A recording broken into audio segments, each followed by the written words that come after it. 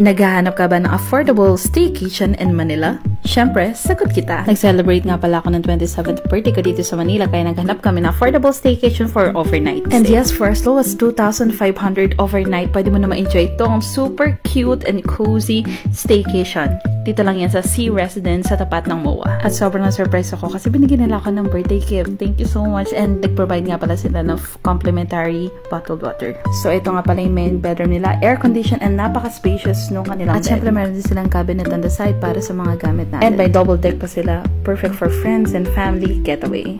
Small dining table and TV. And meron din silang mini kitchen na pwede kayo magluto pero kami hindi na kami nakapagluto. May hot and cold shower pala sila and towels are provided. At alam nyo ba na hindi ito booking in advance?